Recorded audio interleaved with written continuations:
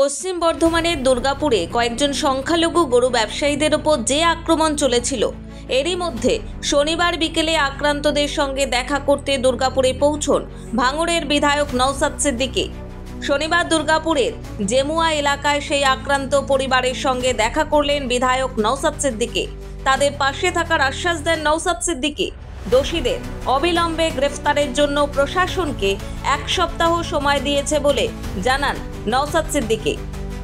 এই ঘটনাটাকে নিয়ে কেন্দ্র করে মানুষ চাইবে ধর্মীয় উন্মাদনা ছড়ানোর, আমরা সেই ফাঁদে পা দেব না। আমরা দুর্গাপুরের মানুষ, আপনারা যারা দুর্গাপুরে একটা ঐতিহ্য আছে, ইতিহাস আছে, এটা সম্প্রীতির মাটি, ঐক্যের মাটি। এখানে একসাথে আপনারা বিভিন্ন ধর্মের মানুষ, বর্ণের মানুষ, জাতের মানুষ সহাবস্থান দীর্ঘদিন ধরে হয়ে আসছে। কিছু রাজনৈতিক কুচক্রীরা, রাজনৈতিক কারবারিরা এই একসাথে আপনারা বসবাস করছেন, এটাকে তারা নষ্ট করতে চাইছে, ধ্বংস করতে চাইছে। সেই ফাঁদে আমরা পা দেব না। এবার আসা যাক, যারা এই কাণ্ডর সাথে যুক্ত তাদের প্রত্যেকের সর্বোচ্চ শাস্তির দাবি আমরা করছি এবং শাস্তির ব্যবস্থা করতে হবে। ওই লোক দেখানো দুজনকে অ্যারেস্ট করে যদি মনে করে এখানকার প্রশাসন, এখানকার এমপি যারা আছেন শাসক দলের, যে এদের বুঝিয়ে দেবো দুজনকে অ্যারেস্ট করে নিয়েছি, এই গল্প অন্তত আমি শুনবো না।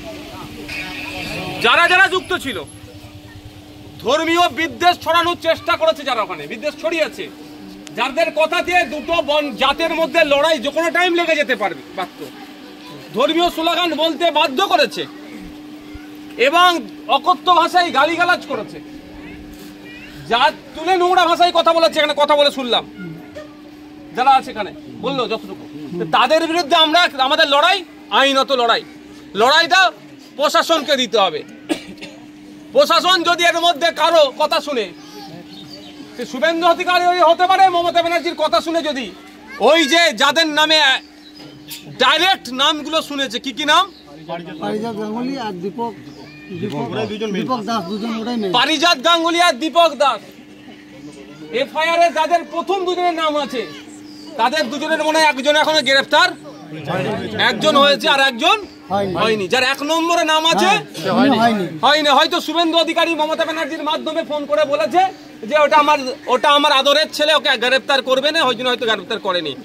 কিন্তু আমি আপনাদের বলে যাচ্ছি, আমি 1 সপ্তাহ টাইম দিচ্ছি, যদি ওই কালপিটটাকে না গ্রেফতার করে, তাহলে এর জবাব আমরা গণতান্ত্রিক প্রক্রিয়াতে দেব।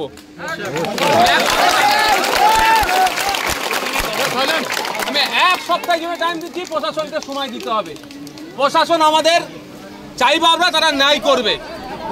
ছাতা লাগবে না, আমার বাপের মেরে মাথা ফাটিয়ে 8টা সেলাই করে দিল, আর আমার মাথায় ছাতা, আমার ছাতার দরকার নেই।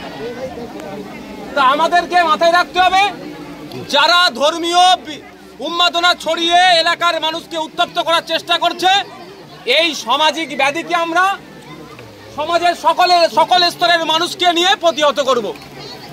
এদের বাংলাতে ঠাঁই দেব না। সম্প্রীতির বাংলা, ঐক্যের বাংলা, এই বাংলাতে যারা সম্প্রীতি বিনষ্ট করার চেষ্টা করবে, তাদের বিরুদ্ধে আমরা এক হয়ে লড়াই করব। ইতিমধ্যে দুর্গাপুরে গরুকাণ্ড নিয়ে রাজনীতি তুঙ্গে। বিজেপি যুব নেতাকে গ্রেফতারের ডেডলাইন আইএসএফ বিধায়কের। ব্যুরো রিপোর্ট, নিউজ দিগন্ত বার্তা।